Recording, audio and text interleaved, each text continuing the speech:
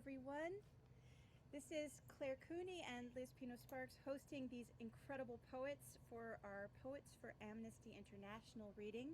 We're hoping that throughout this reading, we will be offering the donation link to Amnesty International in the chat. And if you should feel moved, please go ahead and donate. We also have lots of cool interesting information about upcoming poetry readings. The Strange Horizons Kickstarter is up on BackerKit. Strange Horizons supports a lot of genre poets at pro rates, and we've got exciting new collections coming out, so we want to talk about all of that during the course of the reading. But mostly, let's support Amnesty International, who supports human rights. Claire, I just want to test. Can you hear yourself on the stream? I'm not sure if the sound's coming through. Well, hold on. I'll have to listen because I have the sound off. 1 second. I'll speak on the stream just so that you can hear if any voices are coming through.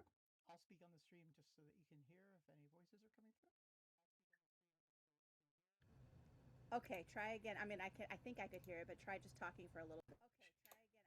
Fourscore and 7 years ago, our forefathers brought forth. Okay.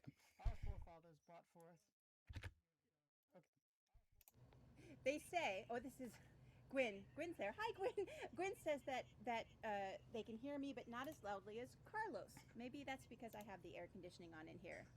I think perhaps I should suffer and turn it off. 1 second, everyone.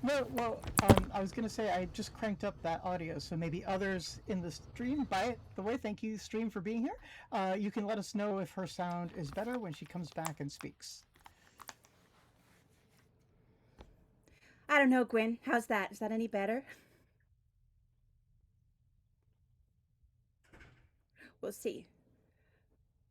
Carlos, oh, yes, Gwyn says yes. So it was an air conditioning thing. That's just technological stuff. I also cranked you up on OBS, so I think we're good now. Oh. Well, then it's Carlos's fault. Thank you, Carlos. Okay, Liz, do you want to talk a bit about your inspiration for this reading? You're the one who reached out to me for this. Yeah, so we did this was it about a year ago now? I think it was. It was in, I think, August last year. Okay, to raise funds for World Central Kitchen. And that was such a wonderful event. We really felt like as poets, writers, artists, what do we do in the world as it sometimes feels on fire or so chaotic, or how can we contribute in ways that use what we are good at, use the tools in our toolbox to contribute to making the world just like an iota better, even for a moment. And so we started to think about what organizations maybe we could raise funds for through doing online poetry readings. And since Claire has this great Twitch channel, we thought this might be a really good route to use. And so we did that last year with World Central Kitchen, and it was really successful and wonderful. And I think we wanted to do it even sooner than now, but of course, life got away from all of us, and we all are so busy. And so I thought we could either do it again for World Central Kitchen, but of course, with so much of what's going on right now in the world, we have such tightening restrictions for people seeking refugee status and things like that. We thought, well, where's somewhere we could give money for that? So of course, Amnesty International tends to be the shining light there. And so we thought that would be a great use of this project again, and to pull some wonderful poets together who might also want to raise funds for such a wonderful organization. And that was kind of the impetus behind it. So last year, World Central Kitchen had a very specific thing where you could create a fundraiser for their event, and you could kind of see the audience at work contributing. But for Amnesty International, there's just a donation link, and it will all go there. It could be very private and wonderful, and really even just sharing the link is a beautiful work. So thank you so much for being here and for having an afternoon of poetry with us. I think we should go ahead and get started. Our first reader today is Ali Trotta. Ali is a poet, writer, editor, word nerd, and unapologetic coffee addict. Her poetry has been published in Uncanny, the magazine of fantasy and science fiction, Asimov's Small Wonders, Enchanted Living, The Deadlands, Fireside, Strange Horizons, Cicada, Nightmare, Mermaids Monthly, One of our poets was one of the editors of Mermaids Monthly, Dream Theory Media, Simultaneous Times, The Best of Uncanny Magazine, and several of the Riesling anthology compilations. Her collection, Offerings for Ordinary Gods, comes out July 2026, so very, very shortly, from Clash Books. And I'll drop that link right in the chat for you in just a second. 7 of her poems were Riesling Award nominees. Her short fiction has appeared in Worlds of Possibilities and Curtains. When she's not writing, she's usually cooking, baking, hugging an animal, or pretending to be a mermaid. Aren't we all? She has a rescue cat named Thor, who is part Maine Coon and part Gremlin. Her website is allitrotta.com. I'll also drop that in the chat. And you can sign up for her newsletter at a link I'll drop in the chat, or follow her Tumblr. I'll link that, and Blue Sky. I'll link that, and Instagram. I will totally link that. And while I'm doing all of that, please give your honed attention to Allie Trotta. Hi, everybody. I have 2 poems for you today. They both originally appeared in Uncanny Magazine, and they will be in my forthcoming poetry collection. This is called From the High Priestess to the Hanged Man. No one ever explains that bones rust, joints locking like a memory, gone faulty and off-key. Instead, we thank our limitations, praise their sharp flint, ignoring the burning and the smoke, the alarms unheeded and commonplace. Sometimes you don't know the monster until you've seen it, and the worst villain is the one that has no name and no reflection, just dead feathers, a burning down house, and an empty street. All evidence of an error you don't quite remember making. This is why we stay in marriages so empty that they've gone inside out, hurling ourselves like birds headlong into panes of glass, our bodies left like offerings for ordinary gods, deadbolts singing in our unkissed mouths, hearts picked so clean that all structure has been lost. It is not enough to stay. There is no miracle in the act itself. It has no praisable parts, just an outline made of bones and expectation. No blood, just a cadre of beggars with hands so full of asking that you can count each rib on the word want. Do not take this life for granted, leaning so far into the cups that you forget the word sky. There is no magic in training your heart until you flinch like an abused junkyard dog, until you crack open your past like champagne and get drunk on all your old mistakes. There's no glamour in martyring yourself. Pull the house down if you must, but do not vanish into your regrets. Sometimes going home means leaving the one that's familiar, foregoing ghost for a song of streetlights. No more walks in a neighborhood where the birds do not sing. No one tells you that it's okay to still have dreams and pay a mortgage. No one explains that you are more than your evaporating bank account. But I am telling you now. Forget the cold, occupied sheets. Forget the ugly absence of celebration. Forget the way loneliness burns like cheap rum. Stop setting yourself on fire for a man-made God that isn't even listening.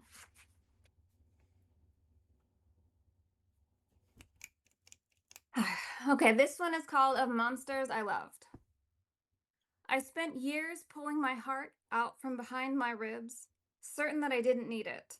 That barking mess, making all that noise, I threw it to the wolves, took their offering of teeth, thinking I could rid myself of the whole aching creature. But it kept coming back, loyal and broken, a resilient wreck of wanting. Here are the bones of what could have been, polished into blurred lines, woven into silence like all good mistakes. The lesson of darker things, heartbreak resurrected, perfect and villainous, pieced together from ash and rib, the best of the worst spell work. The past is full of monsters I loved, and I keep trying to tell the wrong story, the one that's easier to look at, to live with, where I don't swallow all the poison, where I don't lose myself in the woods, where I don't will my body into a tree just to have roots.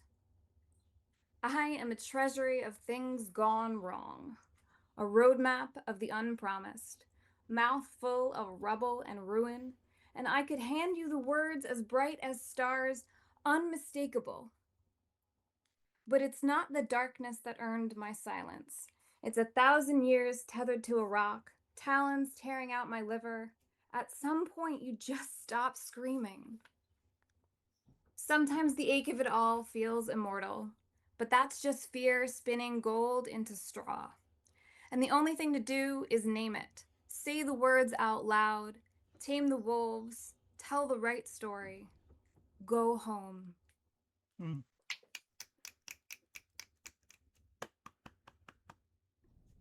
Thank you, Allie. Thank you so much. I am a treasury of things gone wrong. It's such a beautiful line. Our next reader is McKenna Deen, whom Liz will announce. All right. Hello, everyone. McKenna Deen has an MFA in creative writing from San Diego State University. Her poetry chapbook, Ever Yours, Vincent, about the life and art of Vincent van Gogh, was published by Dancing Girl Press. Her poems have appeared in the Los Angeles Review, The Poet, the Ekphrastic Review, and Pacific Review, among others. She is the editor-in-chief of Boats Against the Current, a poetry magazine that highlights the voices of women, LGBTQ writers, and poets from underrepresented backgrounds. Through the magazine, she recently launched a poetry snail mail club that encourages people to unplug from the digital world and engage with whimsical art and physical media. She lives in Portland, Oregon with her husband and 2 cats. Welcome, McKenna. Thank you, Liz. And hi, everyone. I'm so excited that you invited me to be here today. Can you hear me all right? Okay, great. I have 2 poems that I'm going to read for you. The first one is called When I Was a Kid. When I was a kid, I took wishes very seriously. I once saw a boy stealing pennies from a fountain and lay awake all night, thinking how now those dreams wouldn't come true. I used to wish I was different, specifically that I could be more like everyone else, maybe less serious, maybe less worried all the time about death and who it takes and why and where they go away to. As a kid, I cared less about fun, about playing games, and more about watching the sun shine through glass, the light from the pool dancing on the wall, the smell of summer. Was it grass? The sound of the ice cream truck driving down our street, running after my sister, waiting for the wind to catch the kite, wishing it could carry us off. Someplace on the other side of the world, I drop a penny in a fountain, sparkling the Croatian sun, splashing summer light against the wall of a yellow hotel, and wish I could tell my kid self how fun it's going to be, how wonderful it is to be alive. Thank you. Okay, this next poem is called Body. Body of water off the coast of Opatiha, sails flapping in the sky, blue, the eyes of my father over bike handles, pumping tires, saying, "It's ready now," tearing down the driveway into the street, racing my sister to the duck pond, missing the turn, colliding with the ground, wrist, snapping the communion wafer in 2, tasting it on my tongue. This is the body, this is the blood. Taking the grape juice, licking my lips. With nails, his hands were piercing my ears at the tattoo shop, the skin swelling red, pretending it didn't hurt when I fell back, cracking my head, my mother screaming, "Will she be okay?" Her bloody hands holding my matted hair, the doctor sewing the skin back, sewing doll dresses with my sister. How were babies born? Pushing out our bellies, playing mermaids in the pool, noses sunburnt, gliding through turquoise water, like a boat in another country, in some other lifetime. Where does it hurt most when you die? Thank you so much, McKenna. It was just saturated in colors. It was so beautiful. Thank you. I've dropped the link to the Ever Yours Vincent poetry collection into the Twitch chat, as well as an Amnesty International donation link again. You'll be seeing a lot of those. All right, our next wonderful poet is Julia Rios. Julia is a queer Latinx writer, editor, podcaster, and narrator whose fiction, nonfiction, and poetry have appeared in Latin American Literature Today, Lightspeed, and Goblin Fruit, among other places. Their editing work has won multiple awards, including the Hugo Award and the Shirley Jackson Award.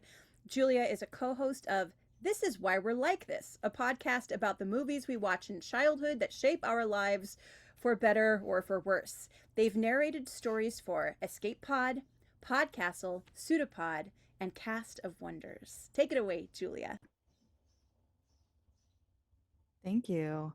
Okay, because I am an editor, I'm going to read one poem I wrote myself and then a couple of others from people I've published. They're all short though, so don't worry, it's not going to be too long. This first one is my own. It's called Glisten. In the garden, a snake, moonlight, the heavy globes of a ripening need. Eat me. They will tell you, do not eat. They will say, the only way to be desired is to starve. They will say, only a monster would give in to temptation. Are you a monster? Are you a snake, winding through the grass up the bark of the tree, draping over the branches, lazily tasting the air with your tongue to catch a hint of fruit? Are you a demon, flesh demanding more flesh? Do you think only a little can't hurt, aching for the burst of juice when you break in with your teeth? They will tell you, this is not for you. This is for God, the gods, us, the ones who deserve fruit. It will change you, they will say. It will give you ideas above your station. No one wants that. Why would you want that? Aren't you happy now, when we have provided everything you need? If you choose to eat, you may find yourself exiled. Do you want that? Do you want the sweetness and pain, regret, wisdom, to waken from the dream, nightmare, to know what you are missing? All bathed in silver, the garden lies, the berries slick with dew, waiting for you to choose. Okay, so I feel like these all poems are a little bit linked thematically. The second one is by Alethea Contis. It appeared in Worlds of Possibility Poetry, which is a collection that I edited. And it is called In Case of Emergency. And it's also about making a choice. In case of emergency, I kept her mint in box, tied up tight, safe and dusted. Some fool would pay a ton for her someday, enough to buy a better car, a better house, a better life. Someday, in case of emergency. And then came pestilence and war. Famine and death were already here to begin with. Volcanoes and earthquakes, storms and asteroids, rockets that couldn't leave Earth fast enough. So even though no fool wanted her, I broke the glass and untied, emerged from that box, got in a car and drove into the storm, lived that life, unsafe, unapologetic, with gratitude for this earth and that chaos. The emergency was already here to begin with. And Alethea Contis is a storm chaser, adventurer, and New York Times best-selling author of over 20 books and 50 short stories. And she has a website at aletheacontis.com. The second poem is also from Worlds of Possibility Poetry. It's called To Undertake a Quest by Mary Soon Lee. And I feel like this one is our ending note and a little bit of a call to action for all of us. To undertake a quest. You do not have to be a warrior. You do not have to be the hero. You do not have to be strong. You do not need a magic sword. You do not need dwarven armor. You do not need an amulet. You do not have to be outcast. You do not have to be desperate. You do not have to be brave. You do not need gold. You do not need a horse. You do not need a tent. Of course, the above are helpful, but not as helpful as friends and comfortable walking boots. And Mary Soonley is a grandmaster of the Science Fiction and Fantasy Poetry Association, and you can find her online at her website, marysoonlee.com. So thank you, and that's me out. Well, that was very exciting. I love that. Thank you so much, Julia. Alyssa's up next, and Liz will introduce her. All right. Allisa Cherry is the author of the poetry collection An Exodus of Sparks from Michigan State University Press, which was the 2024 recipient of the Wheelbarrow Books Poetry Prize, and recently was longlisted for the Julie Suk Award from Jakar Press. Her work has appeared in journals such as Rattle, Northwest Review, Chicago Quarterly, New Ohio Review, and the Penn Review. Raised in an irradiated town in rural Arizona, she now makes her home in Portland, Oregon, where she teaches workshops for immigrants and refugees transitioning to a life in the U.S., and serves as an associate poetry editor for West Trade Review. Welcome, Allisa. Thank you. Thanks, Liz. Thank you, Liz and Claire, for inviting me back to read for such an important organization.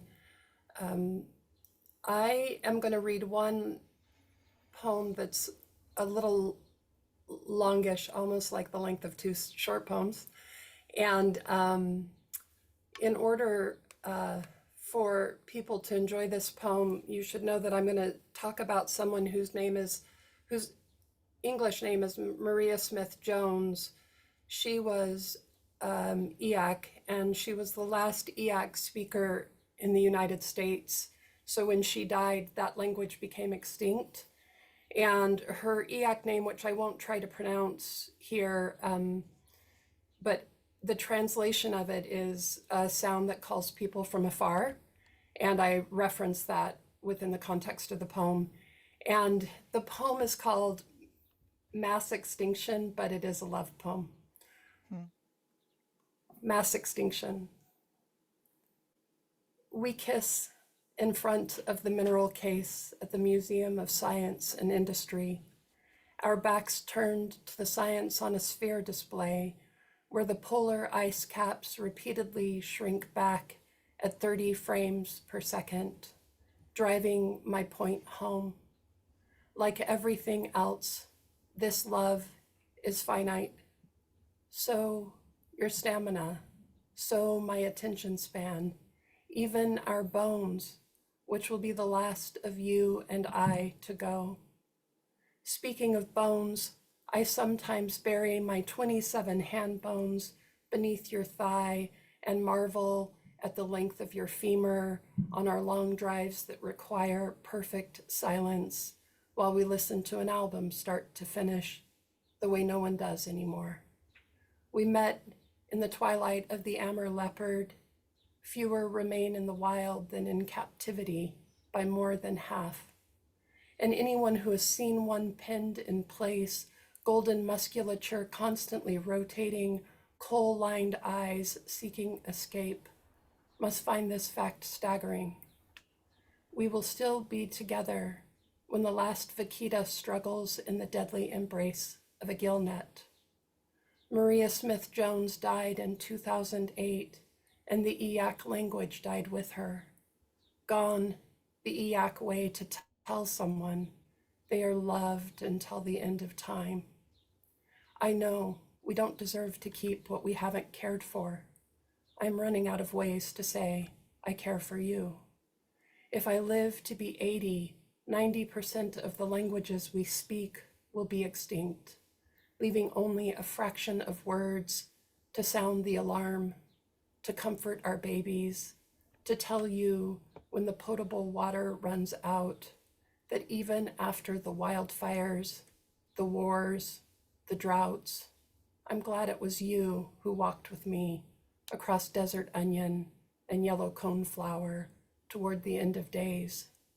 Each of your whiskers is limned with fluorescent light bouncing off the calcite and olivine. Our inevitable extinction speeds through its endless loop on the SOS behind our heads. And somewhere in the not-so-future aftermath, the ghost of Maria Smith Jones is dreaming in Eak. She lifts a cigarette to her lips. A brugmansia blooms from its ember. She blows on it like a trumpet to call her English-speaking children away from the shrinking shoreline.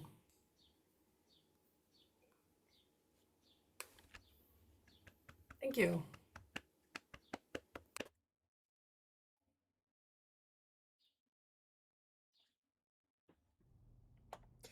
Allisa, are you reading another one? Nope, just the one. It's kind of long. Just the one. It's beautiful. I was just like waiting for another one. I found the text online and I was reading it. It's just there's words I've never encountered before, and my mouth is slightly watering. You know how that goes. Thank you so much. Yeah, thank you. Our next poet is Gerald L. Coleman. Gerald L. Coleman is a philosopher, theologian, poet, and science fiction and fantasy author.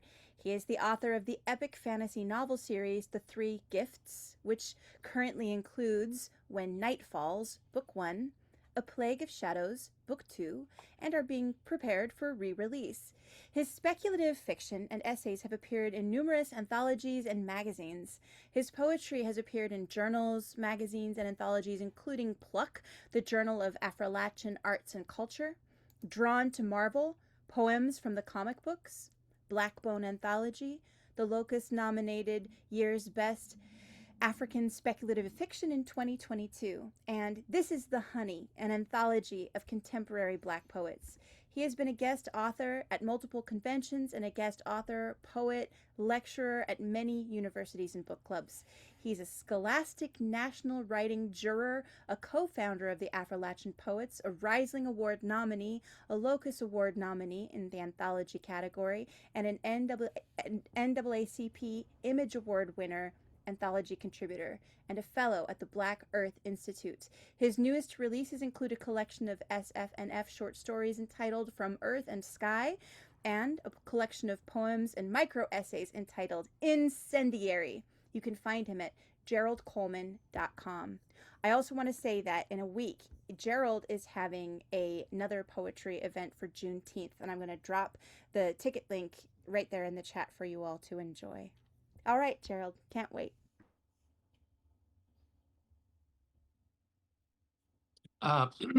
Hearing the bio is often embarrassing, and I probably need to shorten that down to something that's a sentence and a half. Thank you for having me again, Claire. Carlos, thank you for keeping us on screen. And my thanks to these fellow poets for your words. It's a pleasure so far listening. And I just want to thank you for continuing to make art particularly in the current conditions and circumstances. I think we all need that. And I think it's vitally important that we keep kind of doing what we do. I'm going to quickly read two poems. I'm going to read something new, and then I'm going to read something from Incendiary. The first poem is a reaction to some of the stuff that's going on right now. For example, the Carmelo Anthony case. Also, the case of the young Black man who was chased down by a convenience store owner and shot in the back.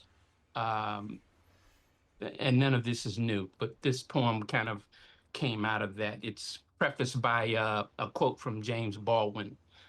To be a Negro in this country and to be relatively conscious is to be in a rage almost all the time. James Baldwin. This is called The Economy of Black Rage, or Rageonomics. I keep my rage in my pocket like loose coins in case I need to make change on a racist ass.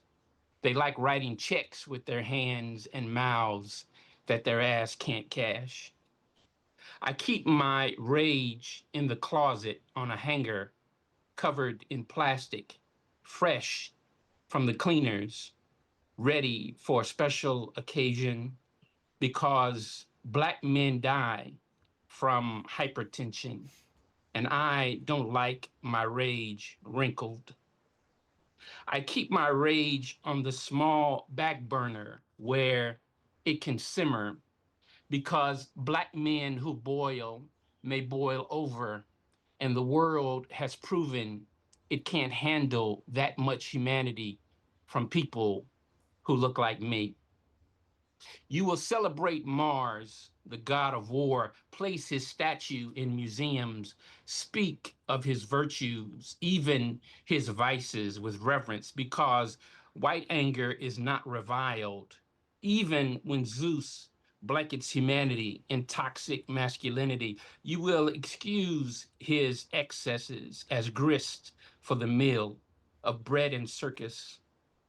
But if Sango, the Orishan god of thunder, darkens the sky, if the earth rumbles when he breaks chains from ankles, wrists, and minds, it's indignation. If he strikes down the well deserving of wrath and ruin, then we are nothing more than angry Black men. And you are already on the phone with Barney Fife because there are no Black human beings in Mayberry, and he keeps a bullet in his pocket. This poem is from my newest collection, Incendiary. It's called 2025 is a Bad Bootleg of a Straight to Streaming B movie. This ain't Tank Girl. It's a bad B movie without the charm of Beastmaster or the optimism of The Last Starfighter. It ain't even as entertaining as Krull. At least Turquil knew fame is an empty purse. Eat it, you go hungry.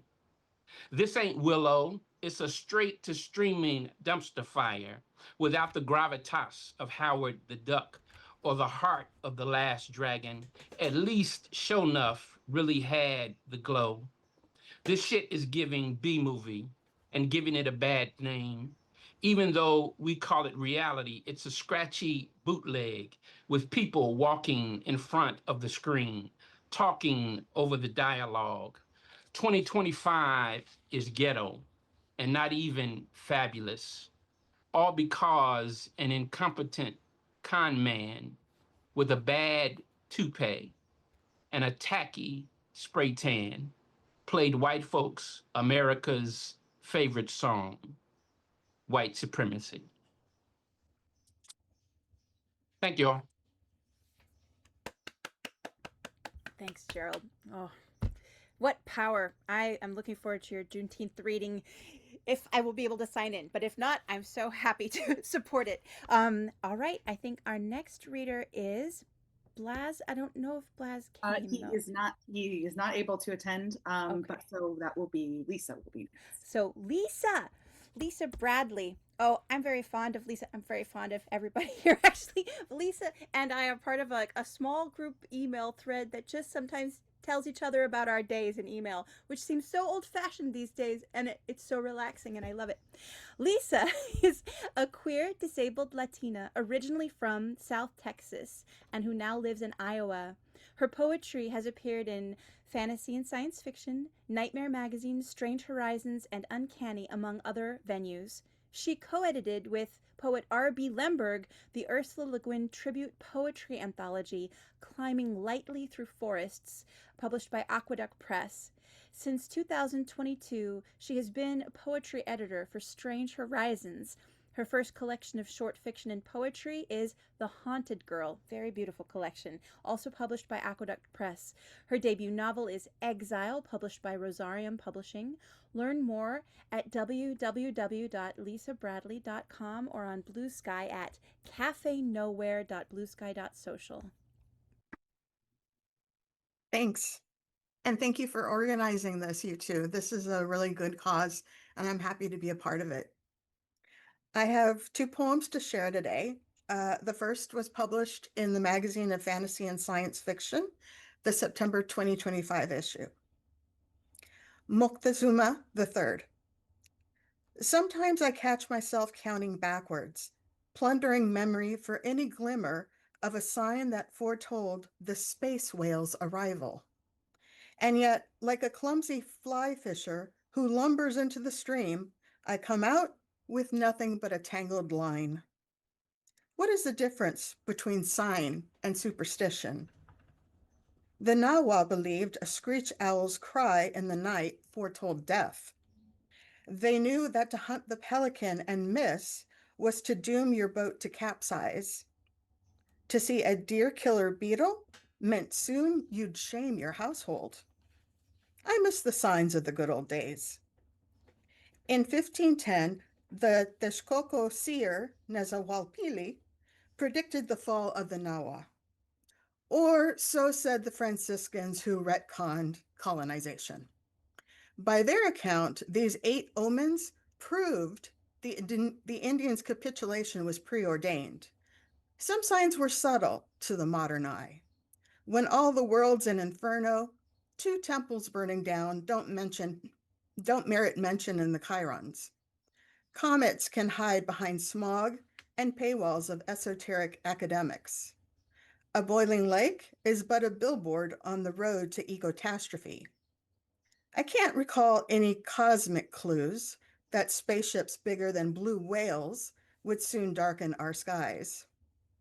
I miss the good old days, pre-space whale, pre-Cortez, when the ancestors discovered a bird with a mirror on its crown that showed not reflections, but projections of battles between warriors and pale men astride deer-like creatures, subtle as a supernova.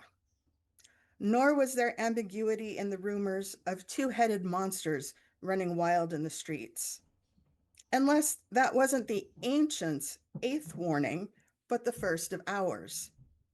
Was that an omen about me, we, mestizos yet to come? And if my Spanish blood is a second head, is it any wonder I'm confused? That I can't see the signs?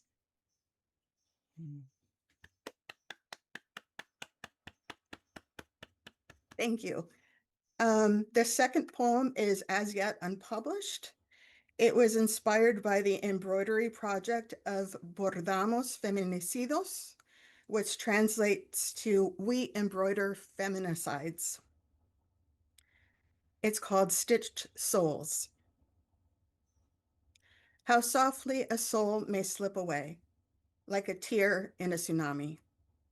So we must stitch the soul to a handkerchief and pin it with others, corner to corner. On clotheslines pedestrians cannot ignore, those lines reaching corner to corner on a city block so no one can forget about the epidemic of feminicide bloodying Latin America.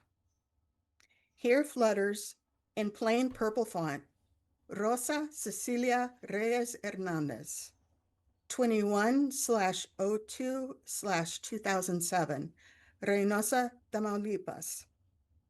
And above, in red embroidery, like a garland, is her story. My husband murdered me. He beat me to death. He's still at large. The artist stitched the husband's name to the side in black and struck a line through it, and would that it worked like pricking a poppet. Below a flower and hearts are stitched lines by Olga Orozco, Beauty on Beauty for the Lost. Son los muertos sin flores. Por eso es que sus muertes son los exasperados rostros de nuestra vida. Here we give Rosa Cecilia her flowers.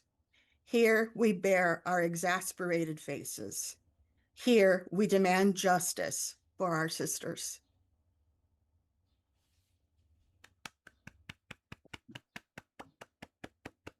Thank you, guys.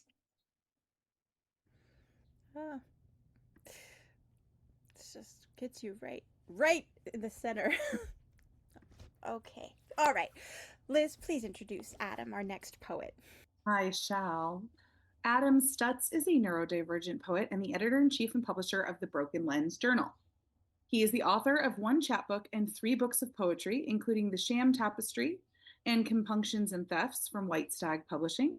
His work has appeared or is forthcoming in various print and online publications, including Prelude, The Pinch, Dream Pop, Cover, Ghost Proposal, Columba Poetry, Ink Sounds, Trilobite, Hush, A Journal of Noise, Swerve, The Sonora Review, Action Spectacle, Chartreuse Lit, and 14 Hills.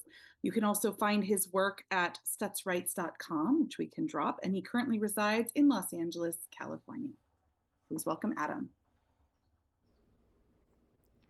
Thank you so much, Liz, and thank you, Claire, for having me. And I'm so grateful to be a part of, such a wonderful event, to be able to, celebrate such a, and to raise money for such a wonderful cause.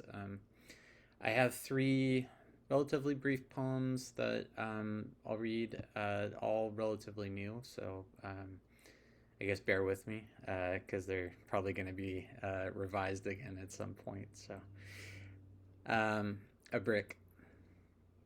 I am spent like a brick, and the silence retorts wrestle with my shadow.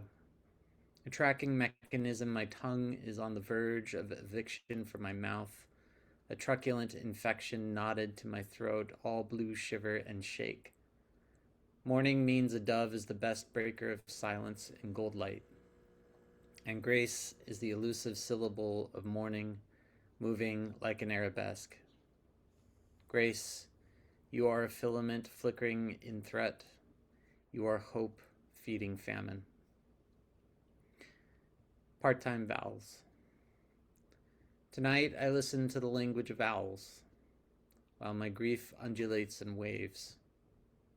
Tonight my pilgrimages home spill out of my pockets and into the streets.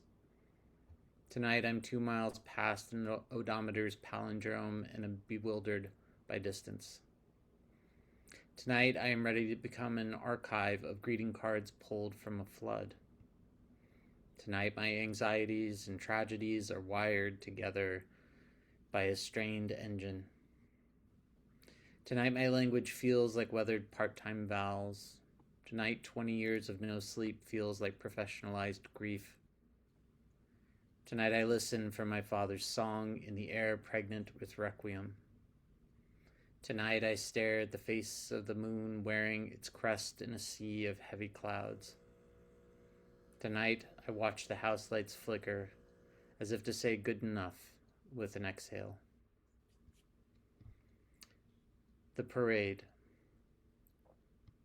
Have you ever wandered through a parade covered by an army of sleeping dogs? Those crowns are hot and heavy, scalding this sad fraternity of background players. Conversations are now blackouts punctuated with growls and grimaces bearing small talk. A heat wave is a bed of nails, and the stream of strange stares at the bright mirrors of office parks becomes the pressure cooker of close chaos from the comfort of our boardrooms. This road is bright and loud, and the morning is an alphabet of stairs bent like a broken key. Have you felt the affections of a scarecrow sending out halos, far and wide and bright and violent? Thank you.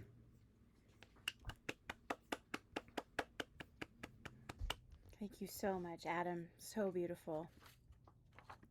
Our next poet is Anne Hills.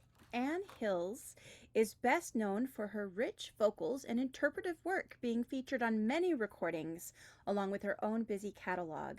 As a songwriter, she continues to garner fans. Her song Follow That Road was chosen as the title cut for the 2nd annual Martha's Vineyard Singer-Songwriters Retreat and continues to be a radio and audience favorite. Lyrics being her primary love, she has always written poetry, submitting occasionally with some successes. These include second prize in the 1999 Atlantic Monthly and being published in Eastern Structures, Haiku Review, and Room with a View. She even got her MD with a poem published in the Annals of Internal Medicine and their book on being a doctor, though she is only a licensed clinical social worker. And I can't wait to hear. Thank you.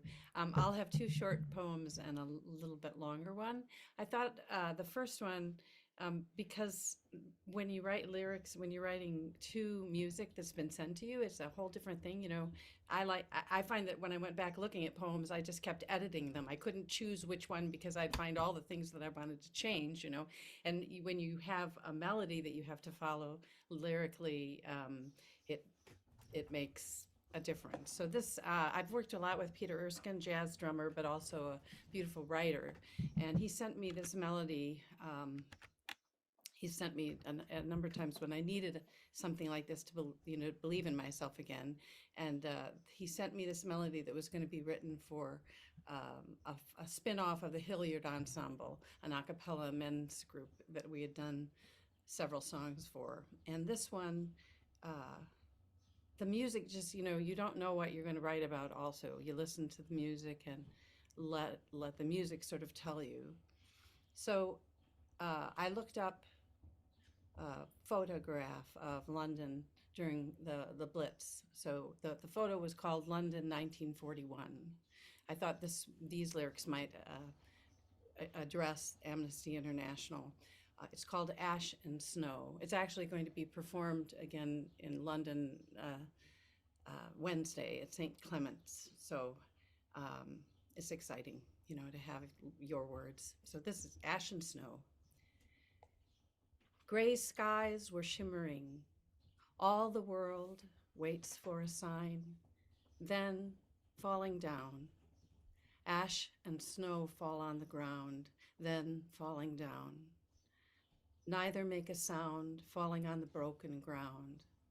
Only silence brings the memory of peace. Between the bombs, the siren's loud blare, with stillness in the air. Children run from everywhere. For a moment, war is done. London, 1941. And though it seemed a dream so far away now, children were dancing, their lives begun. For a moment, war was done.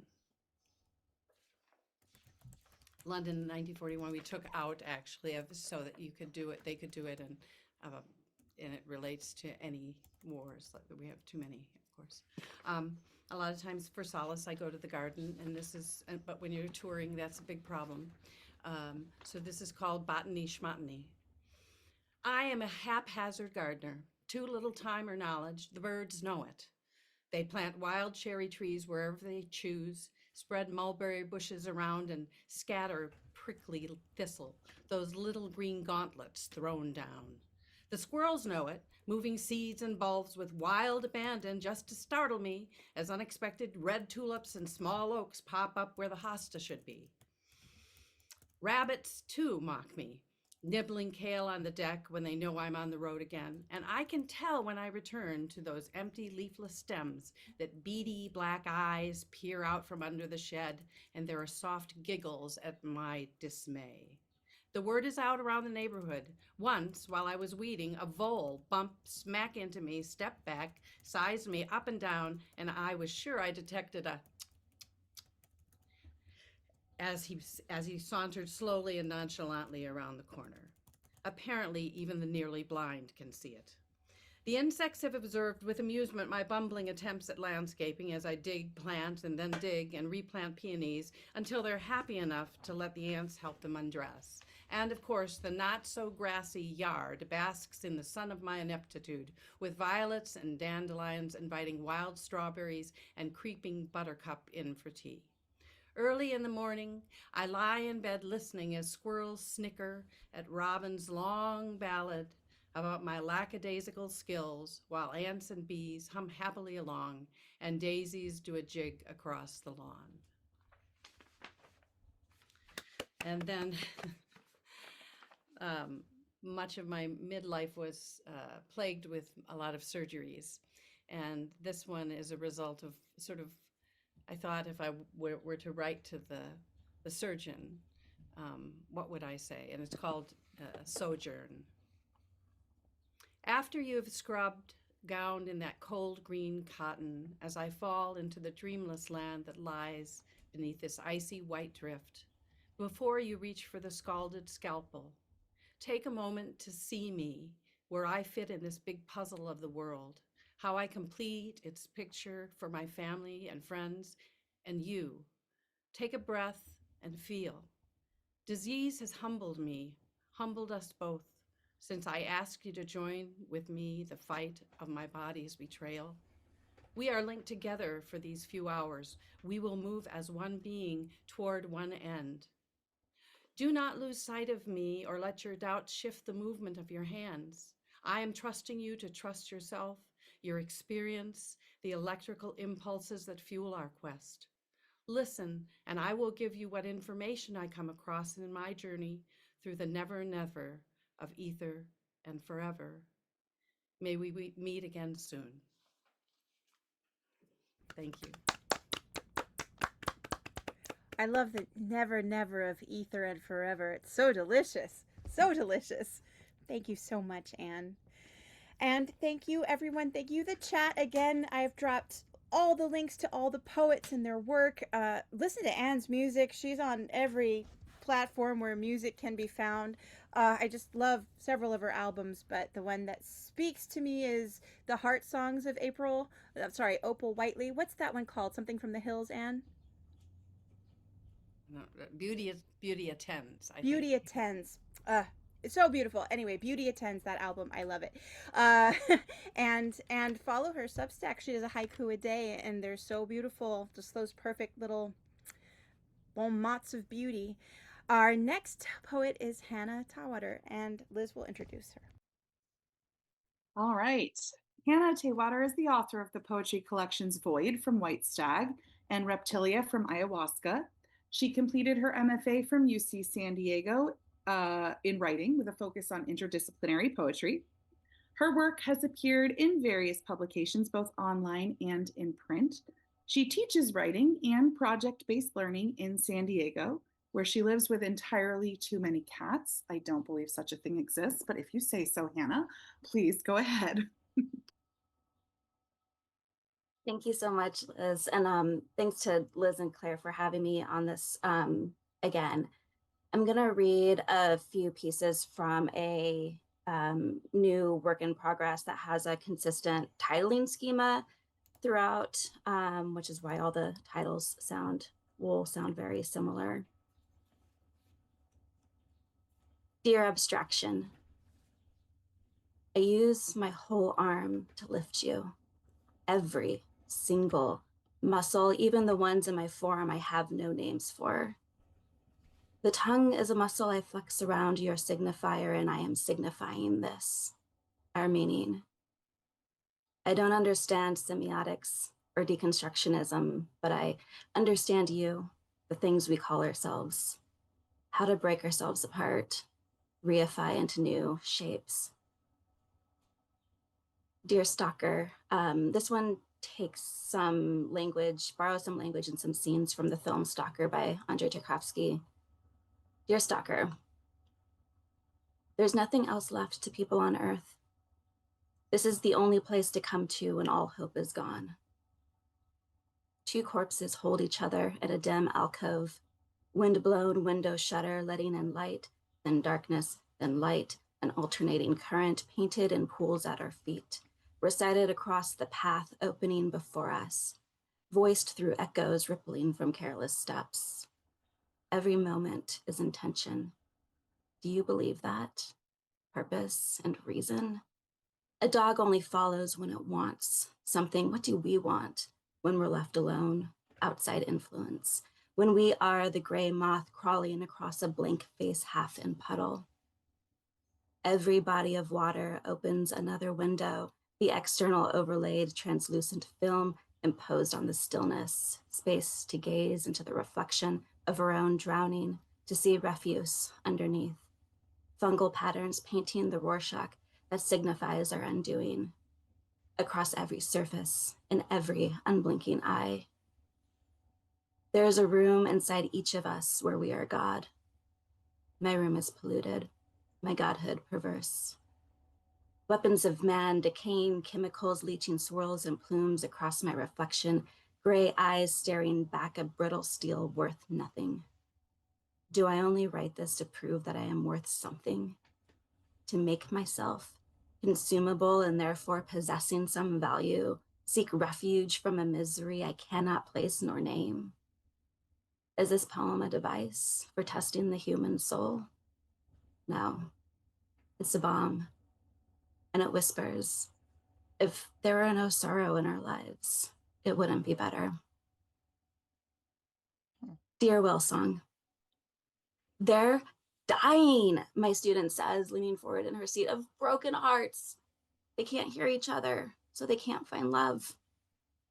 Her team wants to research local soundscapes of capitalism, sonic pollution of endless growth, how profit motive drowns the barking of harbor seals, encroaches on bird song, becomes the white noise of rest, relaxation, accustomed under flight paths, canyon-carved freeways. I couldn't sleep when I first moved to the city, her groupmate adds. Now I don't even hear the constant sirens. Sirens that sing warnings, signal lurking catastrophe or collapse, tipping points found in silent cetacean lungs, in nests pruned with the rest of ornamental trees, bioacoustics of all these failures, hushed below the hum. Sirens speeding through salinity, momentum of waves increasing with depth, darkened refracting myopia of capital, the echolocation of anthropogenic stress responses decaying towards the seabed. Sirens perched on rocks, slick with algal overgrowth, currents of international sewage, empty waters of black and brown swimmers, just so a canvas for the mechanized thrumming of yacht club members safe above the swirling chemicals domestic manufacturing plants seep into Mexican rivers to be carried northward along migration paths. Are we predator or prey to our own devices? Synchronistic rhythm lost in the lapping red tide, dissipation of progress across the choking fog, its fingers swimming deeper down our throats. Whale song, bird song, it's all the same, the voice we call to each other in. Sounds that breathe connection or destruction, harmonize or drown out the coda of our frightful melody. Can you hear me, though? My singing? Love, love, come find me in the ruin. Thank you.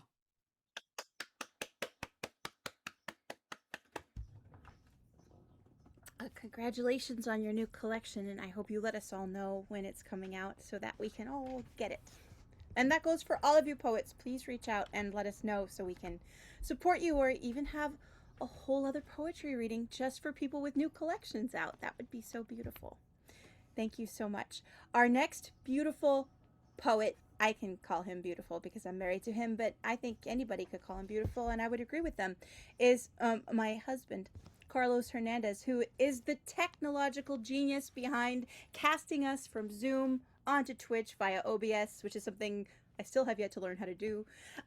Carlos is amazing. Carlos is the author of The Assimilated Cuban's Guide to Quantum Santeria, Sal and Gabby Break the Universe, Sal and Gabby Fix the Universe, and scores of stories and poems, mostly in science fiction and fantasy. He is a college professor and a game designer who often collaborates with yours truly. Carlos, please read to us. Oh, Claire, what a darling you are. 3 very short poems, yawn and you miss them, so no yawning allowed. First poem, My Dad is Very Much Like Our Nation. When I used to call Mom, this was after she and Dad started living on different floors, she would always tell me to call Dad too, even though it was the same phone line and either one of them could have picked up. Did you yawn? You missed it. Second poem, Palestine. One of my favorite short stories of all time is Gimple the Fool, and it has this powerful line in it. It goes like this. Ready? What does one body care if another is tortured? Fuck. I mean, read it again. Read only that line today over and over, right? Because we don't give a single shit. Not unless it's pricking our skin, causing us hunger, denying us from indulging in some guilty pleasure that we definitely could live without. I would kill for a piece of chocolate is a systemic statement of fact. Thank you, Isaac Bashevish Singer.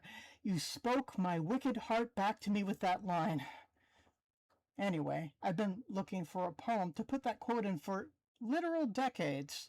It needs to be quoted somewhere, everywhere. We need to declaim our moral abominations or else we'll never change.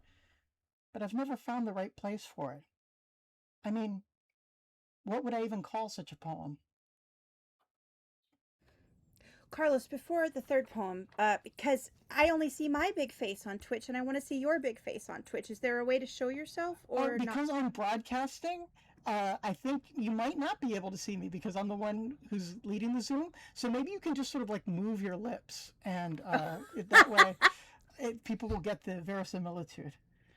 Okay, they'll have to see me looking love struck. Well, all right, keep going. the last poem I'm reading is actually a dialogue between me and Claire, and it's after a technique that I learned from Hayden Carruth. A dialogue. They're studying ways to deflect asteroids, I say, blinking free of the internet. Oh, says Claire. You sound disappointed, I say. I find great peace in the idea of a mass extinction event, says Claire. Oh, I say, well, you're in luck. Trump's defunding NASA. That's terrible, says Claire. But you said the idea of a mass extinction event, Carlos. The idea. Thanks, everyone.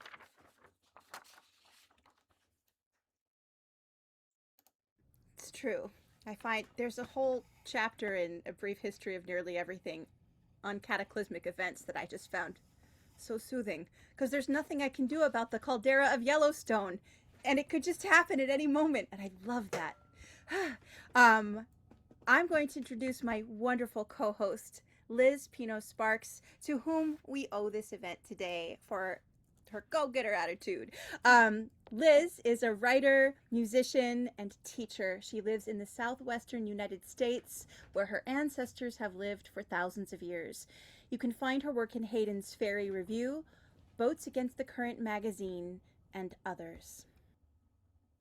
Thank you, Claire. And then thank you, Claire and Carlos, for hosting this event again. I hope we keep doing these. I think they're just a little way that we can partake in just moving dialogue forward and using our skill sets to help in any little way we can. So anyway, I'm going to read you 3 short pieces. The first one, speaking of Boats Against the Current, which is McKenna Deen, who's here with us today, her magazine. It was published there. This is called Murder. Murder. You said once, if someone could get a murder of crows into your backyard, you would never leave. I thought then, when it came time to ask you to never leave, I would summon a murder of crows to our backyard. Which is a bit redundant, as even besought in our first hours, I wanted to beg you to never leave. Wrapped in you, in a night, eternal in its desperation for permanence, I trace my finger along my forearm, where I will tattoo a crow someday, for you, where I will trace my finger around your vena amoris, around the mythical line to mirror our mythical love that some mythical god laid at our unworthy feet, in a mythos of us, where I would follow you into an underworld, any circle of hell, any treacherous desert of an endless and cruel summer. And each would be beyond my periphery, because there you stand, straight ahead, fixed in my sight, in an open yard, in the first chill of harvest, you, still amidst a murder of crows.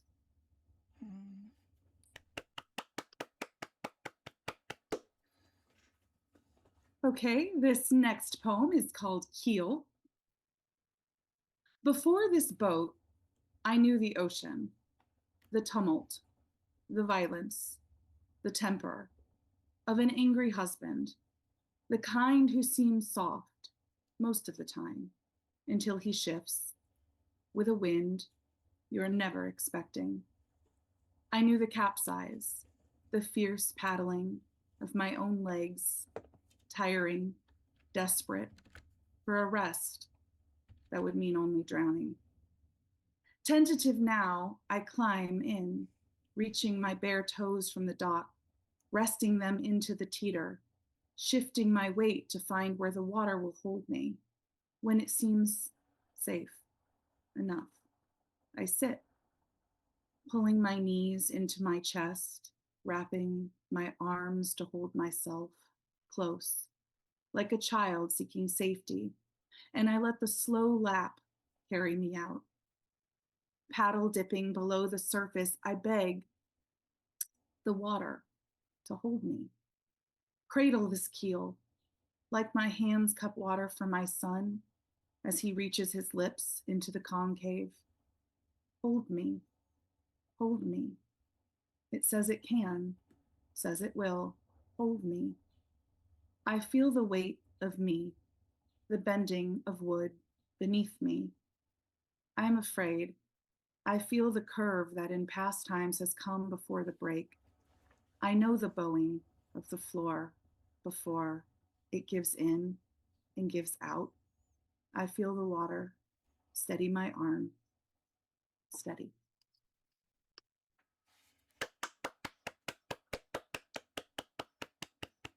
And then the final one I am going to read is called Love Letter. 2 blackberries, one hanging beneath the other, a call from a crow on a vine, a decanter for a dinner party where I tell the story of us to a captivated audience of friends. How I found you, forked tongue on a forked river in a rowboat.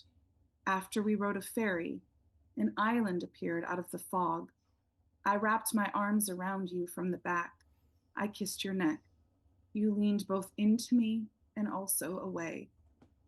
They say they are a symbol, sweetness after suffering, scorpions, stingers, and exoskeletons, and all mush inside.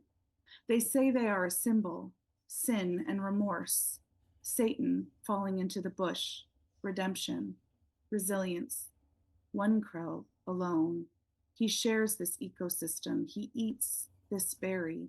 He is wild like this berry is wild. He sits in the copper basin where you smell like vetiver and also eucalyptus, but that is only what remains on your skin of me.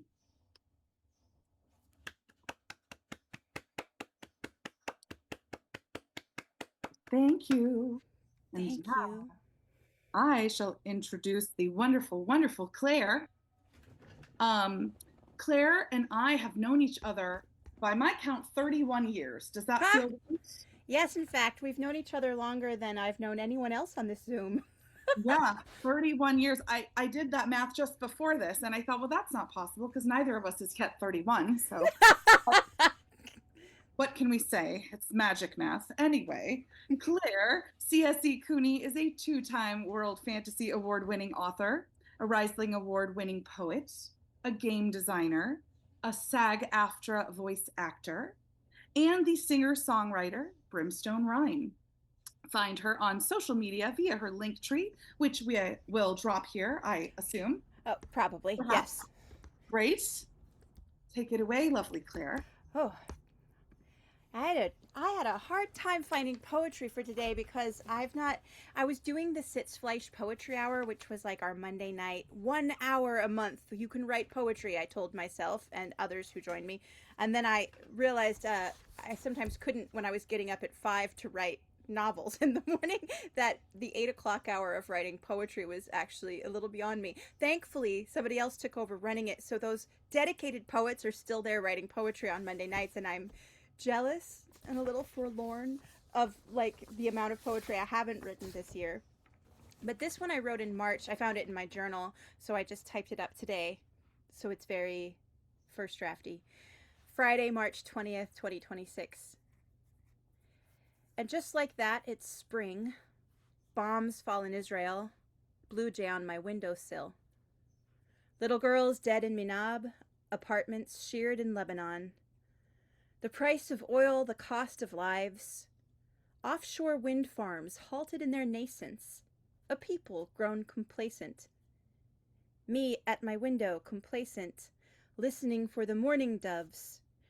Reading of those morning loves sheared by lies, by AI, by drones, by billionaires' smartphones. And Colorado's snowpacks in the red. We're all in the red this spring as the sparrow sings on my fire escape. This great wake, this equinox. It's always a funeral somewhere as we build our nests in the shadows safely. The culpability of invisibility.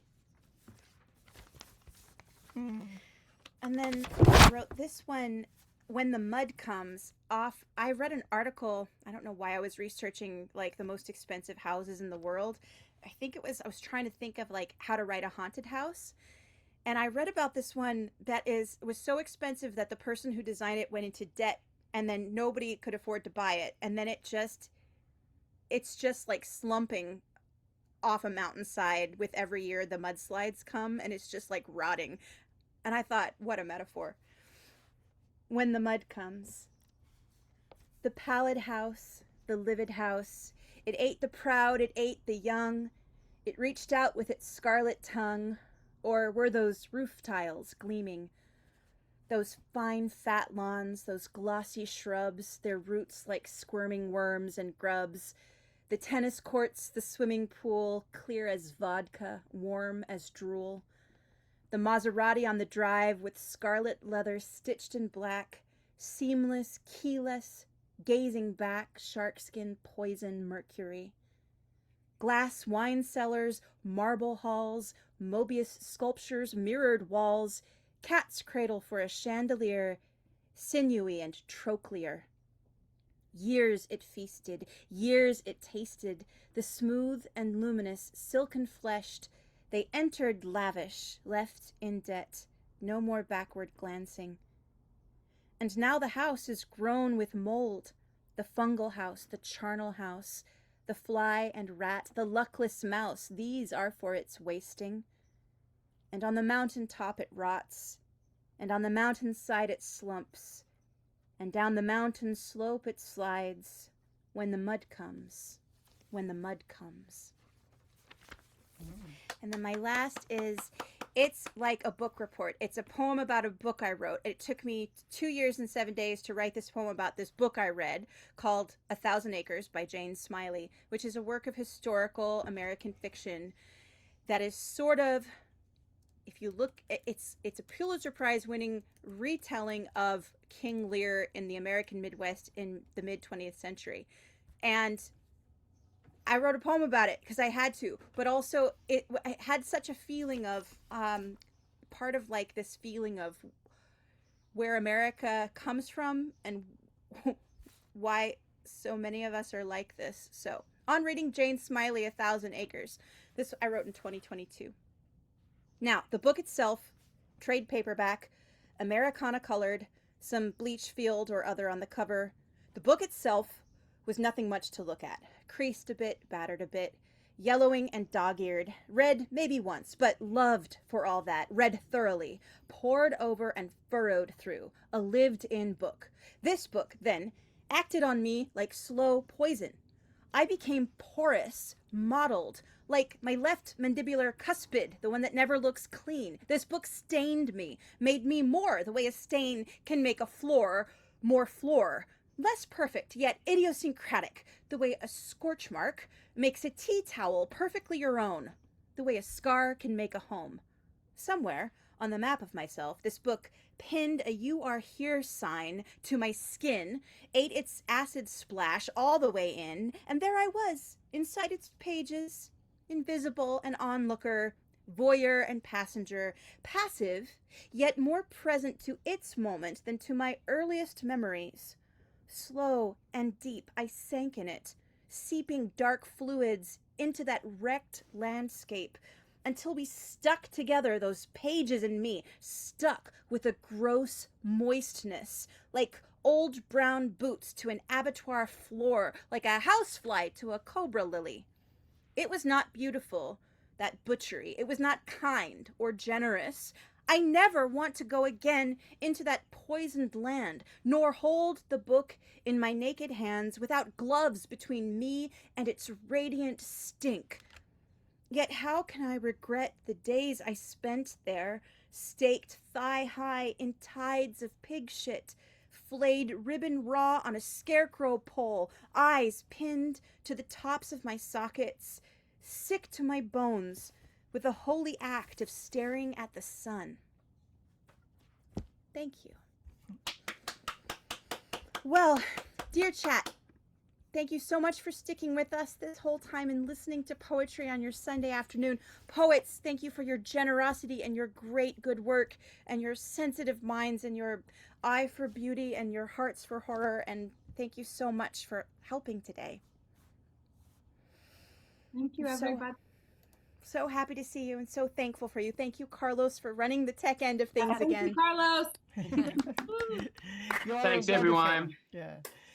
All right, we are going to sign off. Thanks, everyone, for attending. And remember that Amnesty could use your dollars.